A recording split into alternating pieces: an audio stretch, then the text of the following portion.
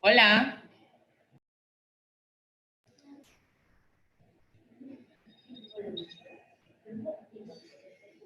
Buenos días. Buenos días, Sofía, ¿cómo estás? Hola, bien, gracias. Mucho gusto. Igual. Excelente. Oye, y gracias por aceptar también la invitación acá con nosotros en Acubir. Muchas gracias a ustedes. Excelente, excelente. Bueno, creo que Xenia, no sé si está conectada, pero nada más, Sofía, digo, aprovechar un poco que estamos en línea. Entiendo que del lado de Quijano y Asociados va a estar, con la introducción sería el licenciado Oliver Muñoz, Correcto. y la presentación sería la licenciada Iliana y la licenciada Karina, ¿verdad? Sí. Excelente. Ok, perfecto, perfecto. Yo creo que esto es bastante sencillo, ¿no? Pues una vez que se termine la presentación es abrir pues el compás a preguntas y respuestas, ¿no? Y usualmente bueno, no usualmente, siempre los miembros mandan sus preguntas por chat. Sí, yo al principio les voy a indicar igualmente que si pueden escribirlas y luego, porque yo las voy dividiendo por temas, a Excelente. medida que yo las modero y voy agrupándolas dependiendo del tema que estén abordando las expositoras. Por lo menos todo lo que tiene que ver con teletrabajo, se las digo luego del teletrabajo, suspensión de los efectos del contrato, etc. Excelente, excelente. Entonces, También porque hay muchas veces que puede que hagan la misma pregunta, entonces también voy viendo eso, ¿no? ok, Para perfecto. hacerla una sola. Entonces yo por mi lado me limito entonces a pues darle la bienvenida, la introducción, una breve introducción de la empresa de ustedes y luego todo suyo. Buenos días, Buenos días, Buen buenos días. día. ¿cómo están? Bien, bien, gracias a Dios, mucho gusto. Igualmente, Iriana Césped. Sí, mucho gusto. Francisco Chen. Y bueno, y Igual. gracias, Iliana, por acompañarnos, ¿no? Y por Gracias a ustedes por la invitación. la invitación, ¿no? Estaba conversando un poquito con Sofía, que también me estaba introduciendo, un poco la dinámica de los webinars, para pues organizarnos un poco aquí nosotros internamente, ¿no? Me comenta Sofía de que ella va a ser la moderadora en el tema de las preguntas, y yo pues les doy una introducción, una breve introducción al inicio, y ya pues ustedes se encargarían como gusten, ¿no? Entiendo que van a hacer una presentación primero, ¿no? Sí, primero hacemos una presentación. El licenciado Oliver es el que va a hablar, ¿verdad, Sofía? Correcto. El licenciado Oliver, que es el socio, va a hacer una presentación. Luego Sofía sigue con la introducción. Habla primero la licenciada Karina, que ya debe estar por conectarse. Y entonces cada vez que se termina un tema, Sofía abre el periodo para hacer las preguntas específicas de ese tema, para no perder el hilo. Ok, perfecto. O sea, entonces la presentación la va a hacer el licenciado Oliver y la licenciada Karina. Y la presentación la hace el licenciado Oliver, va a hacer una presentación de la firma y agradecerles a ustedes por la invitación en su condición de socio. Okay. Sofía va a ser la moderadora y las expositoras somos la licenciada Karina y mi persona. Ah, perfecto. Buenos días. Excelente. Buenos días, buenos días. Buen día. Karina, mucho gusto. Francisco Chen. Un placer, Karina Castillo. Muchas gracias por acompañarnos también. No, gracias a ustedes por extendernos la invitación. Excelente, excelente. ¿No? Bienvenidas, bienvenidas realmente, ¿no? Bueno, veo que están bastante bien organizadas. Me imagino que han tenido bastante experiencia en el tema de los webinars y estar un poco en casa, ¿no? Muchas gracias, Francisco. Mi nombre es Oliver Muñoz. Ante todo, pues, quiero desearles que todos los participantes y sus familias, pues, se encuentren bien en estos momentos tan complicados que estamos viviendo. Quisiera, por supuesto, agradecer a COVID por abrirnos estas puertas para darles este webinar sobre medidas laborales ante el COVID-19.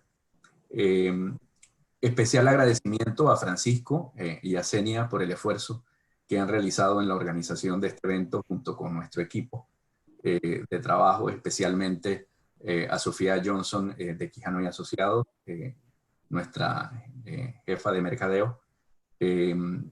Y como bien les ha comentado Francisco, nuestra firma es una firma que el año pasado cumplió 60 años de existir y está conformada por un conjunto de departamentos que atienden diversos temas y las expertas que tendremos hoy son dos personas de las que me siento muy orgulloso de presentar el día de hoy porque han estado laborando arduamente en estos días, como se podrán imaginar. Múltiples empresas, clientes están haciendo consultas sobre los cambios que se están dando casi a diario en estos temas. Y si bien ya se han implementado por muchas empresas algunas medidas de tipo laboral, no dejan de tener vigencia, sobre todo frente a lo que se viene dando en cuanto a una posible reactivación económica y de las empresas. Entonces, sin mayor preámbulo, pues quiero presentarles a Karina Castillo y a Iliana Céspedes, nuestras expertas en materia laboral, que van a estar dándoles esta presentación sobre medidas laborales ante el COVID-19, teniendo también un enfoque hacia lo que será pues una eventual reactivación gradual de las actividades de las empresas, como se ha contemplado en los días recientes. Así que adelante Karina e Iliana. Buenos días, muchas gracias, licenciado Muñoz. Solamente para motivos de orden, les vamos a solicitar que cualquier duda que puedan tener nos la coloquen por escrito en la sección del chat y se estarán moderando y indicándoles a las panelistas sobre cada pregunta que tengan y ellas nos irán respondiendo. Muchísimas gracias. Los dejo con la licenciada Karina Castillo.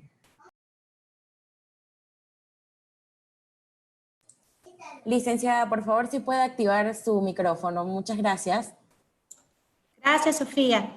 Y como reiteraba nuestro agradecimiento a Covir, Francisco, Senia, muchísimas gracias por la invitación. Nosotros estamos de verdad agradecidos por la oportunidad que nos dan para darle o conversarles sobre todas estas medidas. Ya como el licenciado Oliver propiamente lo ha dicho, nuestra firma ya tiene 60 años y brindamos un servicio con alto grado de respeto, confianza y esa ética que nos caracteriza para darle ese respaldo a todos nuestros clientes. Así que para nosotros es un placer estar aquí con todos ustedes, hablándoles sobre estas medidas laborales que, como ya lo han mencionado, todos los días se han estado implementando a diario normativas, escenarios distintos que las empresas cada día van a tener que ir reinventándose a medida que van siendo promulgadas. Es por ello que hoy queremos comentarle primeramente que todas estas medidas tienen una connotación importante a resaltar. Es su connotación permanente o temporal. Como pueden ver en sus pantallas, hemos desglosado todas estas medidas según los temas. Vamos a conversarles sobre el teletrabajo, esa modificación de la jornada de trabajo, la suspensión de los efectos del contrato. Actualmente se está hablando de un comité de salud y seguridad en los espacios laborales y así como mencionó el licenciado Oliver, algunos aspectos o detalles que estimamos conveniente conversar con ustedes para esta posible reapertura que está contemplando las autoridades. Pero esta connotación que les mencionaba sobre lo permanente y temporal, ¿qué quiero decir con ello? Como por ejemplo, la ley de teletrabajo tiene una connotación permanente, dado que es una ley que se promulgó de reciente data, pero esta ley, a pesar de que estamos implementándolo en nuestras empresas, no significa que una vez que se levante el estado de emergencia no se pueda continuar con esta modalidad. Y en cambio, la modificación, suspensión, sí son medidas temporales, pero la regulación que vamos a explicar más adelante, porque ambas medidas, como la hemos denominado, sí están contempladas en nuestro código. Sin más, voy a entrar a hablarle un poco sobre el teletrabajo. Que el teletrabajo no es más que esa prestación del servicio de la persona que la han denominado muy bien en la ley de teletrabajador, sin esa presencia física en la entidad, en la entidad o en la empresa, o en la ubicación de la empresa. Algo muy curioso resaltarte que con esta ley se ha extendido a las entidades públicas, que es algo innovador, ya que está vislumbrando que las entidades presten un servicio de manera remota, como es el teletrabajo. Esta función se hace a través de medios informáticos de telecomunicación y análogos, pero a su vez con estos mismos medios el empleador es el que va a poder ejercer ese control y supervisión de las labores. Porque a pesar de que es un trabajo a distancia o sin presencia física, este teletrabajador en común acuerdo o de manera consensuada entre el empleador va a tener unas funciones detalladas, especificadas, igual que una jornada de trabajo donde él tiene que cumplir con ese rol, como si tuviera una presencia física en su lugar de trabajo. Todas estas condiciones e indicaciones deben de estar concretizadas en una adenda o ya sea en un contrato cuando sea un nuevo empleado. Muchas empresas nos han preguntado que en este tiempo cómo formalizar esa adenda o ese contrato de la persona. Sabemos y estamos anuentes que la situación es un poco complicada, pero podemos sugerirle que a través de los mismos medios tecnológicos poder hacer el documento, remitirlo por correo electrónico y que esta persona pueda suscribirlo y remitirlo a los canales de comunicación electrónica que ha habilitado el Ministerio de Trabajo para su registro. Recientemente han comentado de que han recibido o están recibiendo esas adendas o esos contratos para su registro. También hay que contemplar en esta documentación cómo va a ser esa modalidad, si va a ser parcial, si va a ser completa, entendiéndose con parcial que la persona o el teletrabajador puede prestar un servicio una semana en el establecimiento de la empresa y otra semana en su hogar, viceversa. Y cuando hablamos de completa es que permanezca en la jornada de trabajo en su casa. Algo que contempló la ley interesante de mencionar, de que si una vez el teletrabajador inicie a prestar sus servicios, no significa que el empleador, después de evaluar cualquier circunstancia o necesidades, pueda solicitarle a este que retorne al lugar de trabajo. Pero para ello tendrá que darle un preaviso. La ley no ha contemplado un término para el preaviso.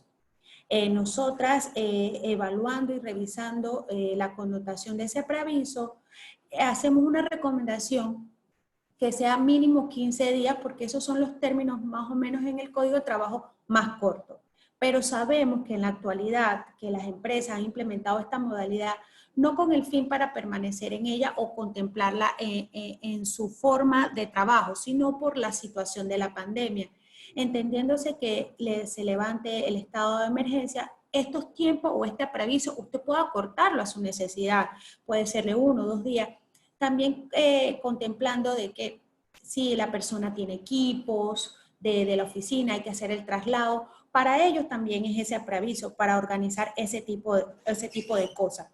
Igualmente, este teletrabajador puede prestar un servicio de jornadas extraordinarias, entendiéndose que toda esa jornada extraordinaria va a ser después del tiempo que se estableció en el contrato cuál era su jornada y será pagada de acuerdo con lo que establezca el código en ese sentido. Algo que nos han hecho muchas consultas y ha sido lo han traído mucho a colación es el tema de los pagos que se regulan en la ley. En la ley establece de que entre el empleador y el teletrabajador tendrán que ponerse de acuerdo a qué gastos van a asumir. La ley no desarrolla, estimamos que en el decreto van a estar especificando y desarrollando cómo va a ser ese pago de gastos. En conferencias, la viceministra ha detallado que esos gastos a los que se refiere la ley son de servicios públicos, entendiéndose la luz. No así hace la ley una anotación clara y específica en cuanto a la banda ancha o al uso del Internet de este teletrabajador, haciendo la distinción si el teletrabajador requiere una banda más ancha de la adquirida, que la han denominado doméstica, para realizar su trabajo, como por ejemplo posiblemente un arquitecto que necesite una capacidad de internet para remitir a través de estos programas especiales, su trabajo posiblemente requiera una banda o una calidad de internet superior a la que tenga. Esa diferencia es la que debe de pagar el empleador. Este teletrabajador también tiene derechos que se han contemplado en la ley, como el de accidente de trabajo y riesgo profesional, que ambas figuras están normadas ya por el Código y la Caja de Seguro Social. Así que su tramitación va a ser igual.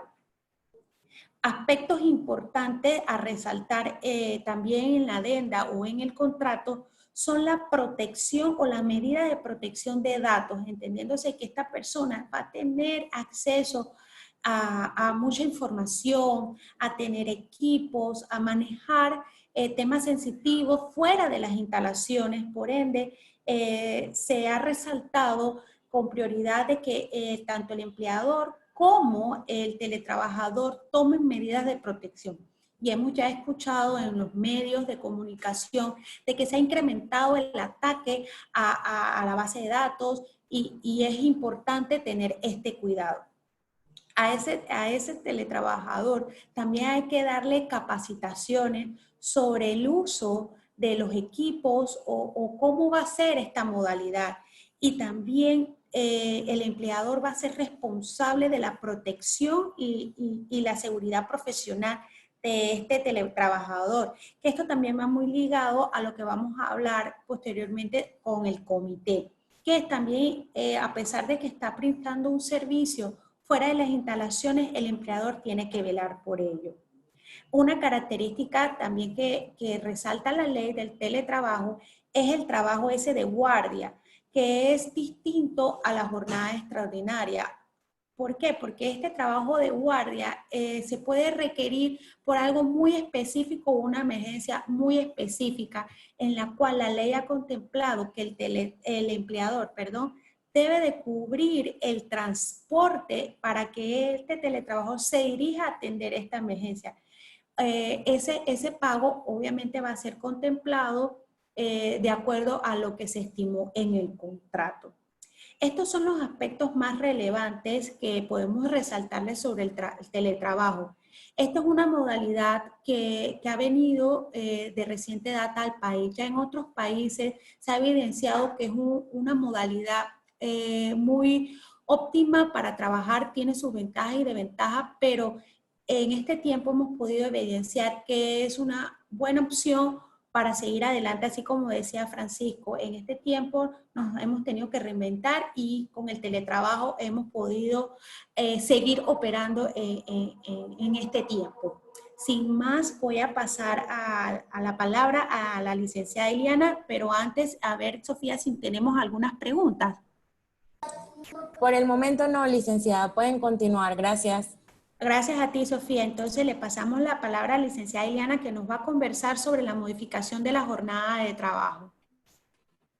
Gracias, Karina. Muy buenos días a todos nuevamente y agradeciéndoles pues por su atención a esta convocatoria.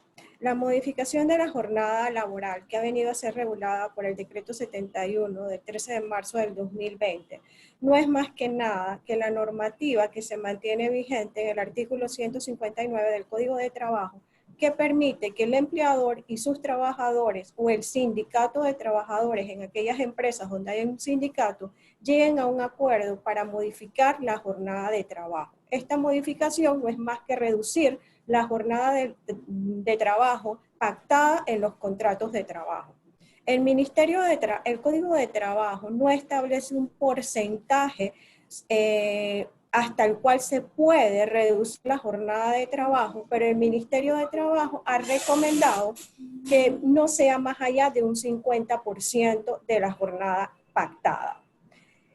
¿Cuál es la consecuencia directa de reducir una jornada de trabajo? La consecuencia directa es que el trabajador solamente va a recibir el pago por las horas efectivamente laboradas y el empleador solamente deberá pagar la cuota obrero patronal sobre el salario que efectivamente el trabajador reciba.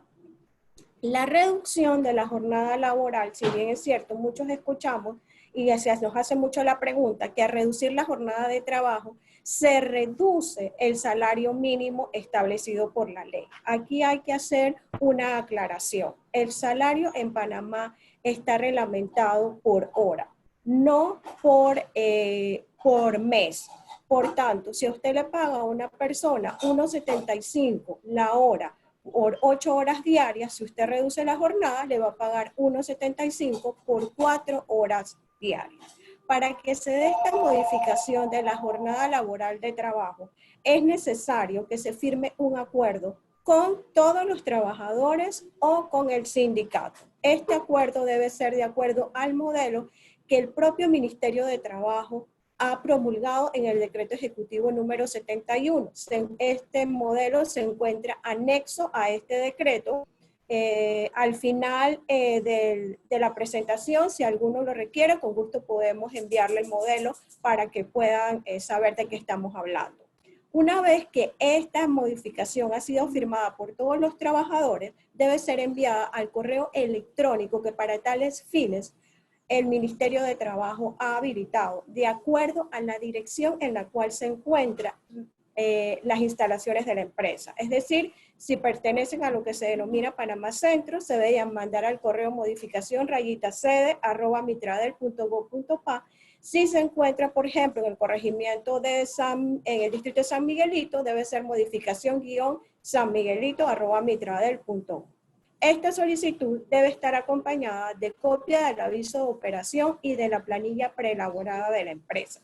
¿Para qué es la planilla preelaborada de la empresa? Para que el ministerio pueda constatar que efectivamente todos los trabajadores han suscrito la reducción de la jornada de trabajo, porque esta reducción no puede ser de manera aleatoria, tiene que ser para todos los trabajadores de la empresa. El Ministerio de Trabajo no va a dictar una resolución aprobando esta reducción de la jornada laboral.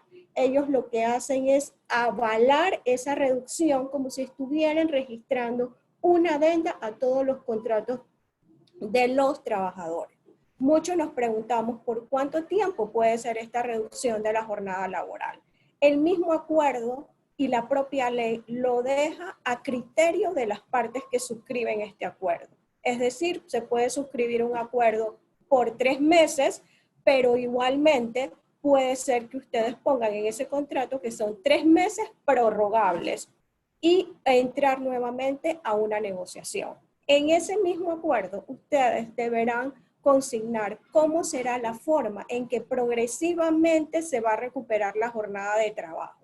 Esta recuperación progresiva significa más que nada volver nuevamente al horario de trabajo o a la jornada de trabajo inicialmente pactada.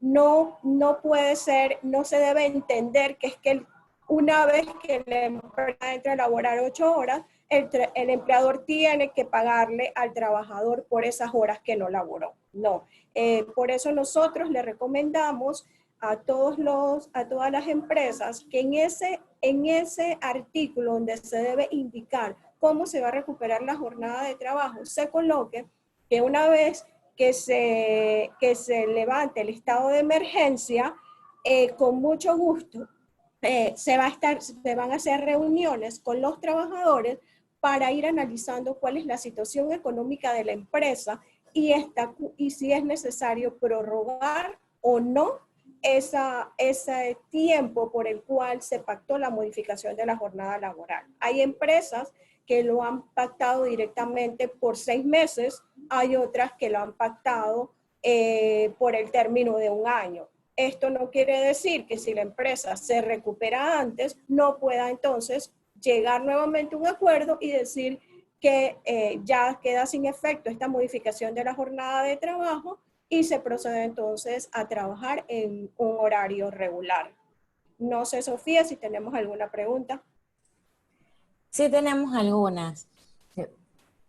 Las personas, entiéndase, clientes que ahora están en sus casas y están complicadas de tiempo atendiendo, pues están siendo padres, profesores de colegio a la vez, y pueden atender temas de trabajo en las tardes o noches. Se pueden cambiar los horarios laborales a necesidad. Según como los requisitos vayan cambiando, debe realizarse alguna adenda para ello.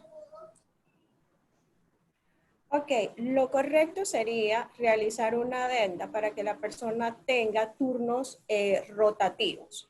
Pero como estamos hablando de la modalidad de teletrabajo, el Ministerio de Trabajo lo que ha indicado es que la persona puede realizar su trabajo ya sea en el día, en horas de la tarde, horas de la noche, siempre y cuando cumpla con las asignaciones y funciones que su empleador le ha designado, porque ellos entienden y comprenden que ahora las personas tienen que hacer 3 funciones, ser los que dirigen su casa, ser los profesores de sus hijos y cumplir con sus funciones laborales. Entonces, más que nada es que la persona cumpla con las funciones, ya sea de día o de noche, pero que cumpla con las funciones asignadas.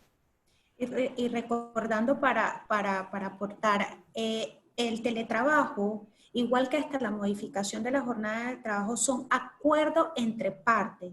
Establecer necesidades en cuanto al teletrabajo y en la condición específica de su entorno laboral y al requerimiento, poder llegar a ambas partes a establecer un consenso y así plasmarlo en la documentación. Lo importante es, y lo hemos mencionado anteriormente, de que todo el empleador debe de registrar todas estas acciones, todos estos acuerdos para evitar inconvenientes en el futuro. De alguna manera tener ese registro para una vez cuando se reactive, guardar todo esto en los expedientes de sus trabajadores. Muchísimas gracias. Las empresas que no cuentan con sindicato pueden acordarlo con sus colaboradores total o parcialmente. La reducción de la jornada de trabajo debe ser con todos los trabajadores sin excepción. Aquel trabajador que no esté de acuerdo con la reducción de la jornada de trabajo, el Ministerio de Trabajo ha sido bien claro idéntico en que debido a que lo que se busca es preservar la mayor cantidad de fuentes de trabajo, con ese trabajador se va a tener que llegar a un acuerdo para poder finalizar la relación laboral, debido a que, por ejemplo, no se pueden afectar 50 trabajadores porque un trabajador no quiera firmar un acuerdo. O en su defecto, si ustedes no quieren finalizar la jornada, el contrato de trabajo, tratar pues de buscar la mediación de los orientadores del Ministerio de Trabajo para que traten de explicarle a estas personas que no estén anuentes a firmar la modificación de la jornada laboral cuál es el objetivo primordial de esta modificación. Gracias. En el caso de contratos por servicios profesionales, ¿cómo funcionaría? El contrato por servicios profesionales es un contrato netamente de carácter civil, el cual no le aplica ninguna de las normativas del Código de Trabajo. En este sentido, tendrían entonces aplicarse la autonomía de la voluntad de las partes y llegar a un acuerdo de cómo se va a trabajar ese contrato por servicios profesionales. No sé si Karina tenga alguna otra conclusión sobre esto o comentario.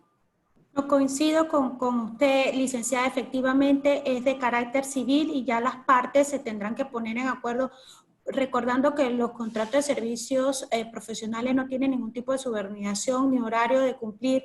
Entonces, siendo así, para el empleador, por así llamarlo, o la empresa más bien, porque en realidad es servicio privado, la empresa para recibir ese servicio que contrató bajo servicios profesionales debe llegar a un acuerdo cómo esta persona debe de hacer sus entregables o brindar el servicio entendiendo la situación. Muchas gracias. ¿Cómo se puede formalizar esas cooperaciones que la empresa tenga con sus colaboradores para efectos de una futura liquidación que se formalice contra el pasivo laboral?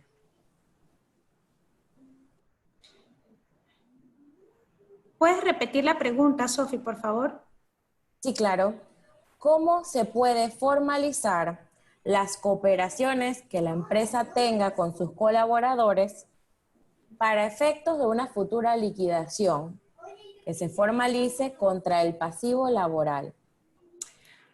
Licenciada Iliana, lo que entiendo, y a ver si estamos coordinadas en esto, lo que entiendo es, supongamos que si el empleador da bonos, da vales, da algún tipo de vacaciones. Adelanta vacaciones, da un tipo de compensación a sus empleados contra pasivos laborales.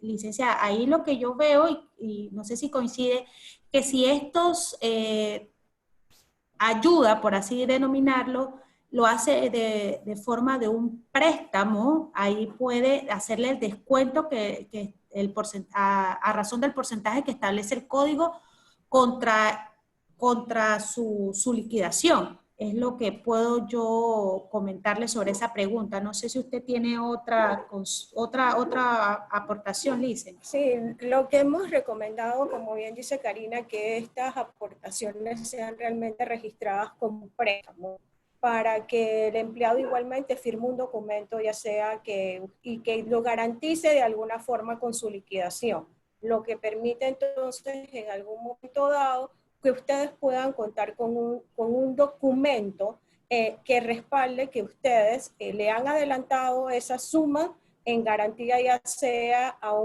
a salarios o incluso al pago de su liquidación, pero sí deben contar con un documento que lo avale. Gracias. ¿Cómo funcionarán las vacaciones vencidas de periodos anteriores? Ahora que se cambió el horario de trabajo, por ejemplo, las vacaciones se calcularán en base a los últimos 11 meses laborados, incluyendo el periodo de jornada disminuida. ¿Es correcto? Correcto. Es correcto. Por ahora, estas son todas las preguntas a las personas que soliciten el modelo de contrato de teletrabajo. Si puede regalarnos en el chat su email y se lo haremos llegar. Pueden continuar, por favor. Muchas gracias. Gracias, Sofía. Efectivamente, ahora vamos a tocarle otro tema muy interesante, que son la suspensión de los efectos del contrato. Licenciada Iliana, le cedo la palabra. Gracias, Karina. La suspensión de los efectos del contrato, que vino a ser reglamentado por el Decreto Ejecutivo número 81 del 20 de marzo de 2020. Al igual que en el caso de la modificación de la jornada de trabajo, es una normativa existente en el Código de Trabajo desde 1972, que permite en el artículo 199, numeral 8, que por casos de fuerza mayor o caso fortuito que conlleven la paralización de la empresa o de un establecimiento o de una obra por más de una semana, se pueda solicitar la suspensión de los efectos del contrato. A diferencia de la modificación de la jornada de trabajo, una solicitud unilateral que presenta el empleador al Ministerio de Trabajo. Para él presentar esta solicitud a consideración del Ministerio de Trabajo, deberá hacer una carta firmada por el representante legal haciendo formalmente la petición de a partir de qué fecha requiere suspender los efectos del contrato. Igualmente deberá anexar copia simple del aviso de operaciones, simple de la última planilla preelaborada de la Caja del Seguro Social, un cuadro en Excel con toda la información de los empleados referente a su número de cédula, número de seguro social, domicilio, teléfono, correo electrónico, porque este es el archivo que están utilizando para alimentar la base de Panamá Solidario. Además de esto, se debe acompañar la prueba fehaciente de la afectación económica. Con respecto a la prueba fehaciente de la afectación económica, tenemos dos escenarios que el Ministerio de Trabajo los ha dividido así, el escenario 1 y el escenario 2. ¿Qué empresas pertenecen al escenario 1? Las que se ha ordenado su cierre, ya sea por el decreto 500, que fue el que ordenó el cierre de todas las empresas de personas naturales o jurídicas, aquellas en el artículo el 489, que ordenó el cierre de los restaurantes, ciertas áreas de los hoteles, y el 506, que ordenó el cierre del área de la construcción. Esas empresas, como prueba fehaciente, solo deben anexar el decreto ejecutivo que ordenó su cierre. Contrario censo, aquellas empresas que se encuentran excepcionadas y que siguen operando, pero debido al cierre de otras empresas que pueden ser sus clientes o proveedores, se ven afectados económicamente en su flujo de caja, deben entonces presentar una certificación de un contador público autorizado en el cual constate que su flujo de caja no es el que ellos requieren mensualmente para mantener la operación de su empresa. Porque el Ministerio de Trabajo no quiere que se descapitalicen las empresas para hacer frente a todas sus obligaciones. Porque si es así, entonces luego de 3 o 4 meses la empresa va a cerrar y lo que se busca es mantener la mayor cantidad de fuentes de empleo. Ahora bien, muchos se preguntan y dirán, yo mandé mi solicitud de suspensión y no he recibido una respuesta por parte del Ministerio de Trabajo. Lo que sucede es que el Ministerio de Trabajo, en este propio decreto ejecutivo número 81, estableció lo que es el silencio administrativo positivo. ¿Qué es el silencio administrativo positivo? Remitir la solicitud y si dentro de los 3 días hábiles siguientes ustedes no reciben una comunicación por parte del Ministerio de Trabajo solicitando la subsanación o negando la solicitud, se entiende que al 4º día hábil la solicitud ha sido aceptada y ahí es en ese momento que se le puede comunicar a los empleados que sus contratos ya han sido debidamente suspendidos por el Ministerio de Trabajo. Ojo, en la sede central no están mandando una solución per se en el cual se admita la suspensión de los efectos del contrato, pero en las sedes regionales, llámese San Miguelito, llámese Panamá Este, que es el área de Pacora, llámese la especial de Coclé, sí están emitiendo resoluciones y enviándoselas a los empleadores vía correo electrónico indicando a partir de qué fecha se entienden suspendidas los efectos del ¿Quieres agregar, Cari? No, muy bien, licenciada. Lo único que para aportarle aquí sobre esa prueba idónea es recordándolo o resaltando de que las empresas no tienen que evidenciar que están en quiebra, sino ese ingreso y egreso de que están manejando en la actualidad y que ahí se refleje esa afectación numérica de que no tienen los recursos o los ingresos necesarios para afrontar costos y gastos operacionales. Porque a veces nos han hecho la pregunta de que, pero es que en este mes no tengo una afectación real, evidente, o que estoy en quiebra. Eso no es el efecto de la prueba económica, ¿sí?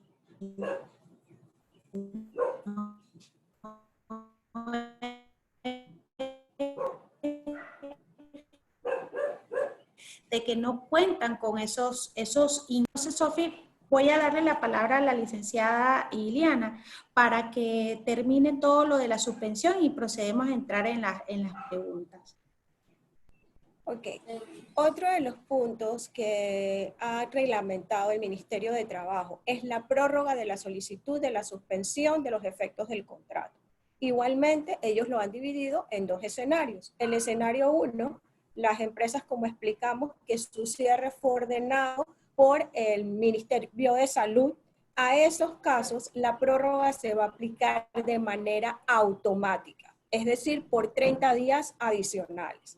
Hay que tener claro que estos 30 días adicionales puede ser prorrogable, perdón, la suspensión total puede ser por 4 meses. Y al este decreto no indicar que es por 30 días adicionales hasta el 22 de mayo o hasta el 22 de junio, se entiende que ellos lo van a hacer automáticamente hasta por los 4 estables. En el escenario 2, las empresas que no se encuentran obligadas a cerrar tener que enviar una solicitud de prórroga al Ministerio de Trabajo vía correo electrónico y anexándole nuevamente todas las pruebas que anexaron en su primera solicitud. Es decir, copia del aviso de operaciones, copia de la planilla preelaborada, el listado de los trabajadores y la prueba idónea de la afectación económica, que como bien lo explicó Karina, es no tener el flujo de caja para poder solventar las operaciones diarias de la empresa o mensuales de la empresa. No sé si tienes algo más que agregar, Karina. No, todo muy bien, coincido con usted, licenciada, bien claro. Le voy a pasar los otros aspectos relevantes para cerrar todo lo concerniente a la suspensión y así podemos entrar en las preguntas, licenciada. Gracias, Karina. Ok. Hay otros aspectos relevantes que tiene el propio el propio decreto 95 del pasado 21 de abril, que es la presentación de las solicitudes, que las explicamos en el 1 y en el escenario 2. Pero aquellas empresas que sí tienen que presentar la prórroga y que su suspensión de sus contratos se dio a partir entre el 24 y 28 de abril, tenían que empezar a contar los 5 días hábiles a partir del 21 de abril. En consecuencia, si esos 5 días hábiles ya se les pasaron, tendrán que iniciar una solicitud de cero. No pueden poner prórrogas, tienen que poner que solicitan la suspensión. El silencio administrativo positivo, que lo vinieron igualmente a reglamentar en el sentido de que luego de presentar la solicitud, si a los 3 días siguientes no reciben una respuesta por parte del ministerio, se entiende que el cuarto día los contratos se encuentran suspendidos. Aquellas empresas que se les niega de los efectos del contrato deberán pagar entonces el salario a sus trabajadores, aunque estos no hayan laborado esos días. Y este artículo también introduce una novedad, que es el derecho o le dice a los empleadores pueden otorgarle a sus trabajadores vales de alimentación, pero estos vales de alimentación no pueden ser dados como contraprestación a un trabajo realizado. Estos vales de alimentación se indica claramente que se le puede dar a todos los trabajadores indistintamente del salario que ellos devengan. Pero a diferencia de la Ley 59 del 2003 que regula los vales de alimentación, no indica un tope hasta el cual tú puedes dar estos vales de alimentación. La Ley 59 te dice que el tope es $350 o el 30% del salario, pero no debe sobrepasar $350 mensuales. Este decreto no hace mención a esto. Lo único que dice es que será deducible para el empleador solamente por el monto correspondiente al 5% de la renta anual declarada para el año 2019. A diferencia de la Ley 59, que te dice que es 100% deducible del impuesto sobre la renta sin ponerte un tope. Entonces, aquellos vales de alimentación que se den durante el periodo de suspensión solamente se podrá deducir hasta el 5% de la renta anual declarada para el año 2019. Ojo, la ley tampoco ha indicado nada de qué pasa con aquellas empresas que regularmente dan estos vales todos los meses a sus trabajadores, entonces si van a poder por el resto de los meses deducir el 100% sin un límite de su renta. Nosotros entendemos que sí, porque la Ley 59 se encuentra vigente en su totalidad. No sé si quieres algo más que agregar, Karina. No, muy bien, licenciada. Lo único que también para comentarle, las solicitudes de prórroga, el ministerio ha implementado estos correos como ven en pantalla. que se circunscriben al área donde está físicamente la empresa. Ya como hemos explicado, igual que las modificaciones, es el mismo efecto. Colón, San Miguelito, Sede, Panamá Este, Panamá Norte, Panamá Pacífico, así que tienen que hacer ese cambio. Y como la licenciada Iliana lo mencionó, el ministerio en la sede particularmente no hemos visto que está mandando el proveído dando respuesta ya sea positiva o negativa de las solicitudes. Sin embargo, en las regionales hemos percibido de que sí están mandando las resoluciones. Inclusive tuve un caso el día de ayer de que habían pasado ya los 4 días y estábamos en el 6º día y llegó la comunicación del proveído aceptándole la solicitud de suspensión. Recordando de que ellos a través de un decreto han implementado o adicionado más bien todo el tema de los medios electrónicos para que surtan notificación y remisión de documentos. Y han habilitado también un correo para denuncias o preguntas para los trabajadores. Sofía, no sé si tenemos preguntas sobre la suspensión de los efectos del contrato. Sí, sí tenemos por acá. Pregunta, en caso de que una persona se le suspenda el contrato, pero luego por la situación económica haya que liquidarlo, ¿la misma se calcula hasta cuando su contrato fue suspendido o hasta la fecha en que se liquida a la persona? Se computa hasta la fecha en que la persona se liquida. Ese término de la suspensión no te afecta tu antigüedad en el trabajo. Muchas gracias. ¿Cómo se justifican las horas laboradas por el teletrabajador? En el sentido de cómo la empresa está segura de que se cumplió desde casa con ese horario de jornada de trabajo. Uno de los preceptos que establece la ley de teletrabajo, que a través de esos mismos medios tecnológicos, el empleador debe optar por la supervisión de ellos.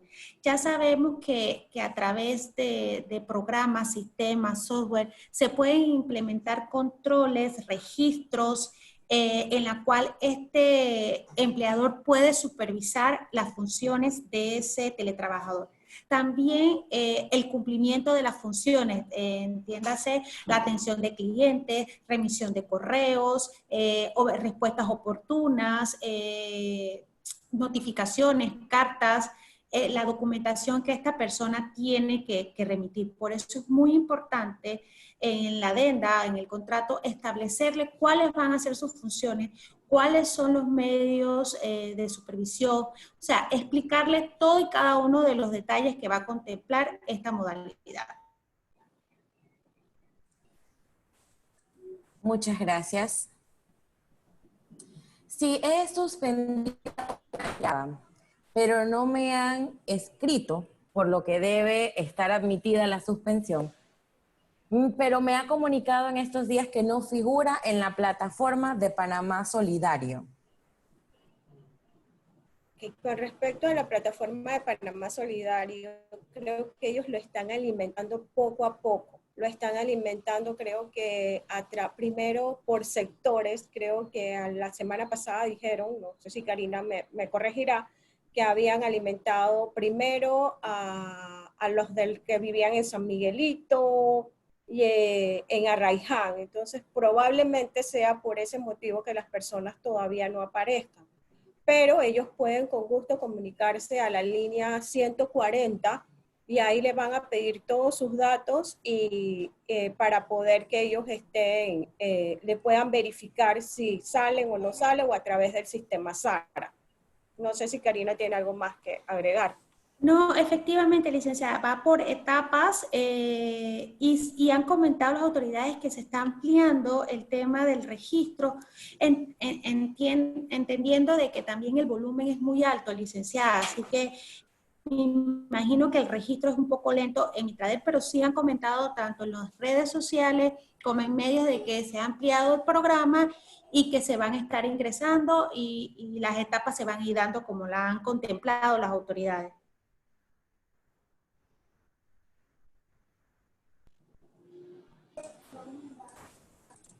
Gracias. Si no he podido enviar a esta fecha establecida la solicitud de suspensión, ¿aún puedo enviarla? Usted puede enviar la solicitud de suspensión en cualquier momento. Gracias. Si la apertura de negocios va a ser gradual, ¿la modalidad de suspensión de contratos también podría ser gradual? Es decir, ¿se pueden mantener o reactivar algunos contratos y mantener al resto suspendido? Lo puede hacer siempre y cuando usted le pruebe al Ministerio de Trabajo que económicamente su empresa no cuenta con los recursos necesarios para mantener a todos sus trabajadores en planilla o sectores de la planilla. Puede ser que usted no pueda mantener, por decir, el departamento de ventas porque las ventas están muy bajas y no necesita tenerlo abierto. Entonces usted mantiene suspendido ese departamento. O usted tiene una sucursal que se encuentra en un centro comercial y ese centro comercial todavía no ha sido abierto, usted puede mantener cerrado esa sucursal. Pero tiene que económicamente probárselo al ministerio.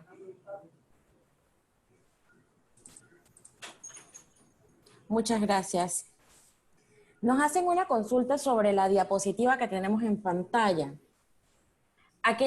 Sobre la frase donde expone aquellas solicitudes que se hayan presentado entre el 24 y el 28 de abril. El término de los 5 días para solicitar la prórroga se cuentan a partir del 21 de abril. Si pueden ahondar un poco en esto. Okay. El propio decreto 95 del pasado 21 de abril estableció que aquellas solicitudes que habían sido admitidas entre el 24 y 28 de abril del 2020 y que se entiende que los contratos estaban suspendidos desde esa fecha, no tenían que esperar, no tenían que contar los 5 días hábiles a partir del 24 o del 28, sino a partir de la promulgación de ese decreto, que fue el 21 de abril. Es decir, que si a la fecha no la han presentado, como creo que ya han pasado ya los 5 días hábiles, con creces tendrán que iniciar una solicitud de cero. No sé si Karina quiere agregar algo más. Perfecto. Okay, ¿tienes alguna otra pregunta, Sofía?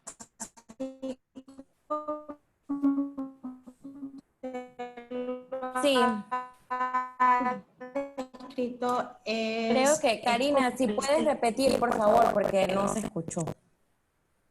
No, que efectivamente lo que decía la licenciada es como lo contempló el decreto. El decreto tomó en cuenta de que la regulación o la reglamentación del decreto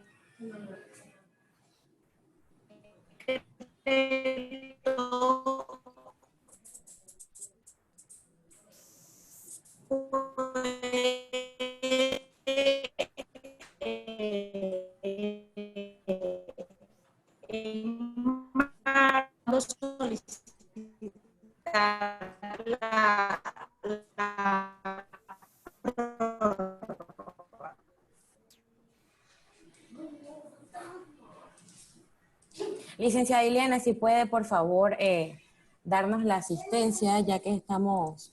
Ok, creo que lo que Karina quería agregar era pues nada más lo que ya habíamos mencionado, que aquellos contratos que habían sido suspendidos entre el 24 y 28 de abril tenían entonces que contarse los 21 días hábiles a partir los 5 días hábiles a partir del 21 de abril de 2020, que fue cuando se promulgó el decreto. Hola, ¿me escuchan? Sí. Sí. ¿Se puede ver la presentación? No. Yo no la veo. No, la ponemos, no se preocupe.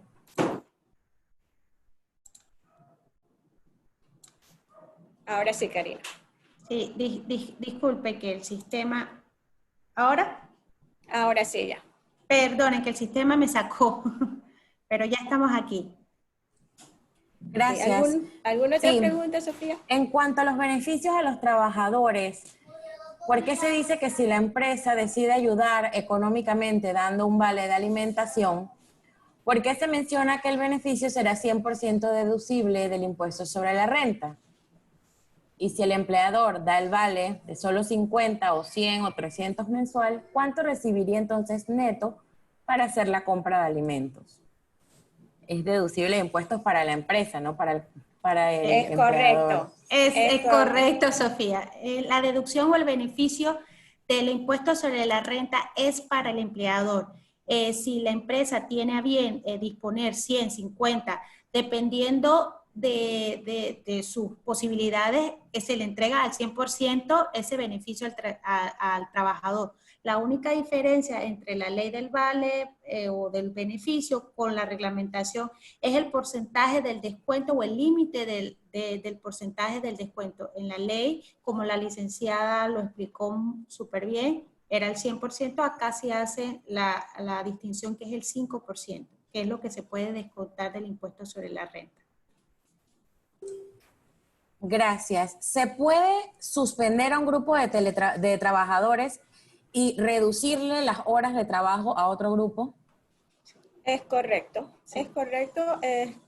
Como el propio ministerio lo ha dicho, debido a que lo que se busca es preservar las fuentes de trabajo, ustedes pueden hacer, como bien dice, una especie de reducir las jornadas de trabajo a uno, suspender el otro, y aquellos que tengan vacaciones acumuladas, igualmente enviarlos de vacaciones. Eso no hay ningún problema. Siempre y cuando todo esté justificado. Claro. ¿Qué pasa si una empresa ya envió su lista de reducción de jornada, pero se quedaron por fuera 2 trabajadores? ¿Tiene que enviar nuevamente toda la documentación o hacer una adenda?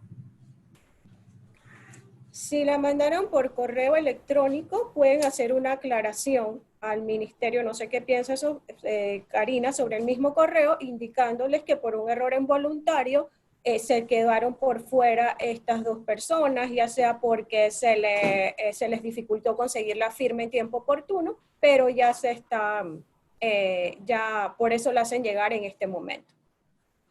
Coincido, tuve esa misma consulta de un cliente y se le recomendó efectivamente eso, porque errar es de humano y definitivamente esta persona nos comentaba de que se le había pasado completamente introducir a esta persona porque estaba de vacaciones y después había regresado y con toda la situación toda tan rápida se le había pasado a incluirle en la lista cuando mandó su listado y efectivamente se mandó la observación a la sede del Mitradel, pero como le hemos comentado, no se están dando como esas respuestas inmediatas, o sea, de que se remitió el correo y automáticamente tenemos una respuesta, pero sí se hizo eso para darle la anotación o para que la tenga la anotación el Mitradel. Gracias. El cierre en caso de que no se reciba respuesta del Mitradel, entonces ¿deben contactarlo nuevamente?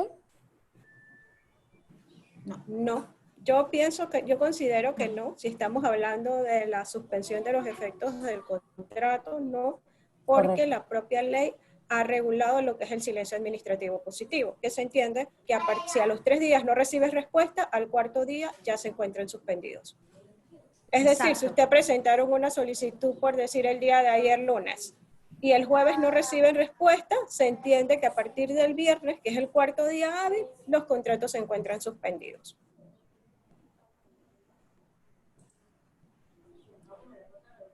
Muchas gracias. Si la empresa y el colaborador están de acuerdo en realizar un mutuo acuerdo, siendo que el colaborador esté suspendido, ¿se puede proceder con el mutuo durante este periodo o debe levantársele la suspensión? Se debe levantar la suspensión para poder proceder a firmar un mutuo o esperar que finalice los 30 días de la suspensión para entonces llegar a este acuerdo de finalización de la relación de trabajo. Muchas gracias. La misma persona nos indica que para ayudar a sus colaboradores hicieron un pago de todas las vacaciones vencidas. Desea saber si legalmente esto infiere que se levanta la suspensión. No, porque las vacaciones vencidas es un derecho ya adquirido. Y al final, si la persona va a ser, si la persona nada más puede acumular hasta 60 días de vacaciones. Cuando la persona ya tiene acumulado más de 60 días, lo que procede es el pago y la persona automáticamente pierde el tiempo. Entonces eso no va a tener ningún tipo de afectación. Si se registra que son vacaciones vencidas que se les pagó para su control y finalmente para la liquidación cuando se termine la relación de trabajo. No sé si Karina tiene algo más que agregar. Efectivamente, licenciada, como usted bien lo ha descrito, así tengo el mismo criterio. Muchísimas gracias. Si una empresa de corretaje de bienes raíces está comprendida en las empresas del primer escenario.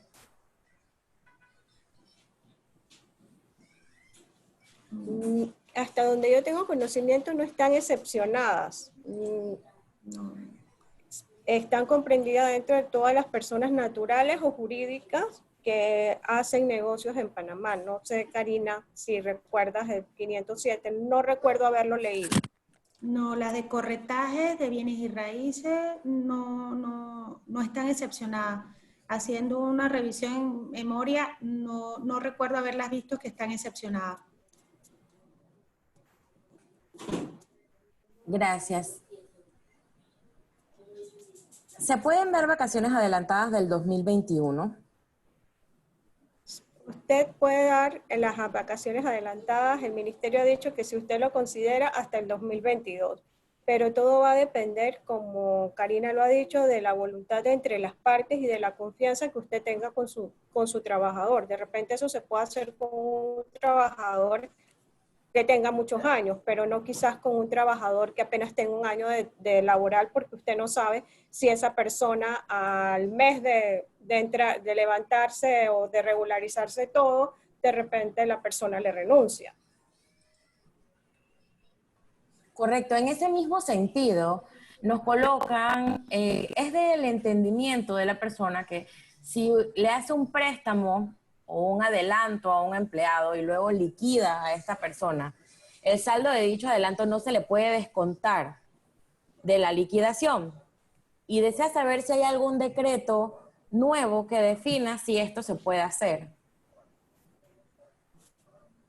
Okay. No hay ningún decreto que defina que se le pueda descontar a alguien nada de su liquidación. Lo que sí permite el código es que si usted lo registra como un salario, que es como un adelanto, como un préstamo, que no es más que un adelanto a un salario, usted puede mensualmente descontarle, así como si fuera un descuento directo de un préstamo bancario, usted puede ir descontándole un porcentaje, que es una manera entonces de usted recuperar poco a poco el dinero que usted le haya adelantado.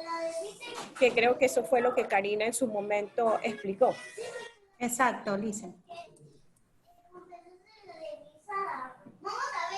Gracias. Si pueden continuar, por favor. Exacto. Vamos ahora a hablarles sobre el Comité Empresarial de Salud y Seguridad de Espacios Laborales. Ok, el Comité Empresarial de Salud y Seguridad en Espacios Laborales es algo que el Ministerio de Trabajo en las últimas semanas ha estado promulgando que deben contar todas las empresas que están actualmente operando y aquellas empresas que gradualmente vayan a ser abiertas en la medida en que sea levantado su cierre. Este comité de empresa de salud y seguridad en los espacios laborales que ellos han estado fomentando tiene su fundamento en el Código de Trabajo, específicamente en los artículos 186 y 187, pero igualmente en la resolución de la Caja del Seguro Social que data del año 2011, en el cual se obliga que las empresas deben tener un comité para prevenir los riesgos profesionales. Lo que ha venido a hacer el Ministerio de Trabajo por exigencias de la Organización Internacional del Trabajo, es exigir que estos comités se encuentren vigentes y que estos comités cuenten con un protocolo de seguridad que no solamente debe contener todas las medidas que se deben tener para prevenir el COVID-19, sino todas aquellas medidas de seguridad para tener una salud de los trabajadores dentro de sus espacios laborales.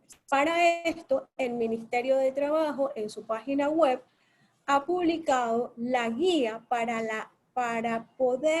la guía que establece el mecanismo para poder conformar este comité empresarial e igualmente el protocolo de salud con respecto al COVID-19. En el Ministerio de Trabajo, en la Caja del Seguro Social, igualmente se pueden encontrar las guías con respecto a los riesgos profesionales según las actividades de las empresas. ¿Cómo se va a conformar este comité? Para conformar este comité, ustedes deben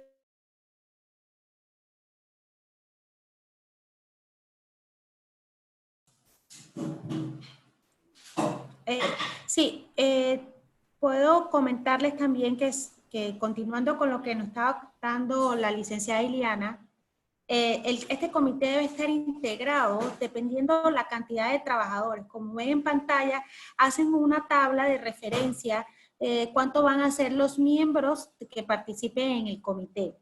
Asimismo, este comité debe estar registrado ante el Ministerio de Trabajo y lo que deben de remitir a través de la cuenta electrónica, como ven en pantalla, dirección, rayita abajo, inspección@mitradel.gov.pa, es ese acta de conformación y la documentación. También las autoridades han planteado de que para las empresas que requieran elaborar este comité, pueden utilizar o buscar la asistencia de un ingeniero con las capacidades de seguridad ocupacional. También la Caja de Seguro Social en su sección de riesgo profesional ha detallado o ha descrito cómo de distintas áreas cómo conformar este comité.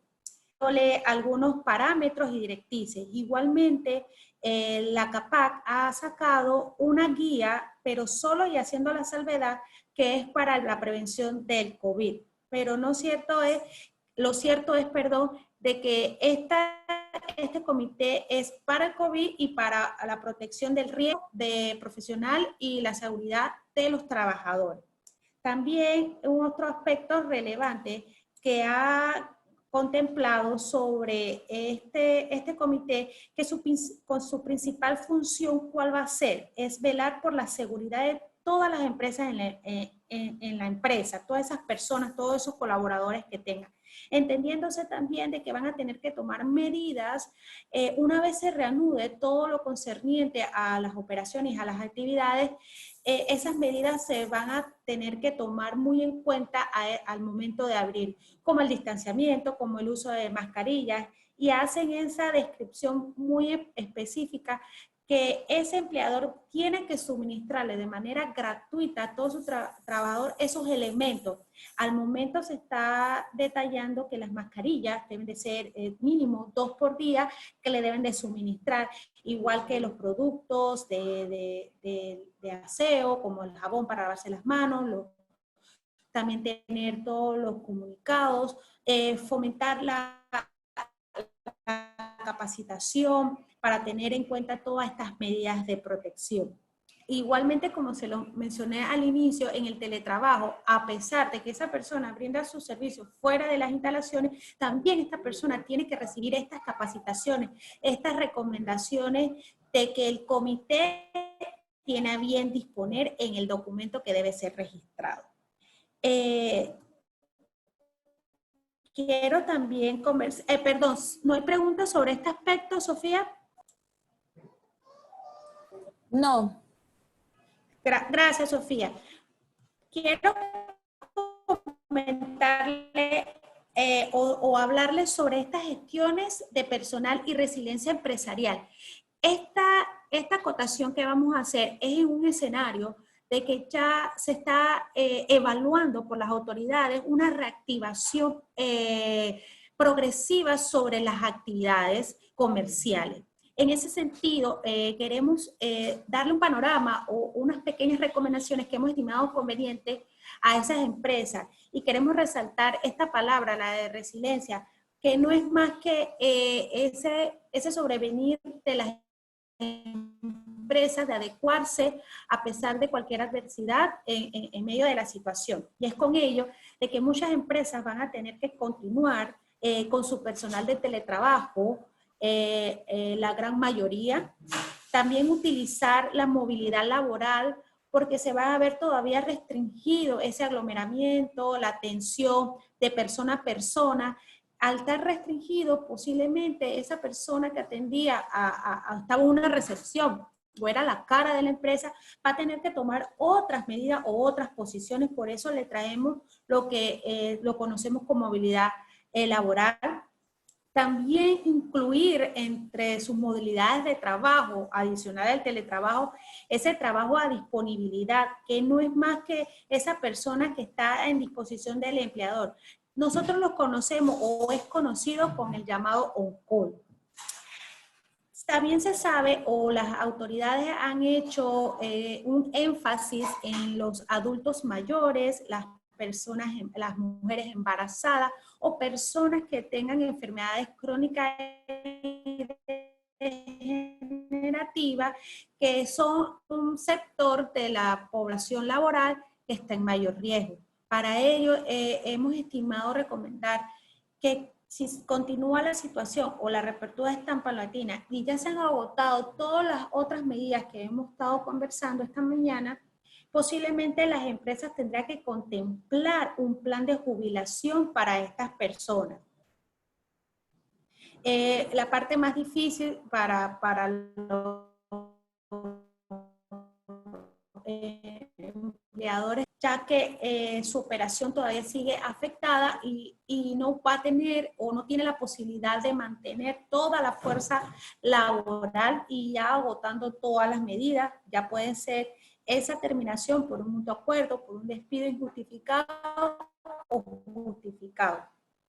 Y otro aspecto importante, recordándoles que tanto la reducción o la modificación de la jornada de trabajo y la suspensión del contrato, ambas figuras la contempla el código, no ha sido suspendido el código. Por ende, una vez reactivada la actividad económica, posiblemente las empresas tengan que reducir la jornada laboral o continuar con esa reducción de jornada laboral hasta que mantenga o se vaya a flote en un flujo económico positivo que le permita seguir desarrollándose.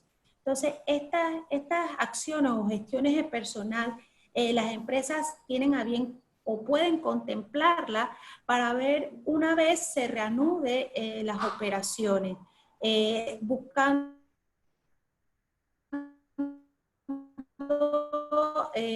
cantidad de plazas, optando por estas opciones que les brindamos. No son las únicas, sabemos de que en estos momentos estamos reinventándonos y viendo la posibilidad de contribuir y seguir operando.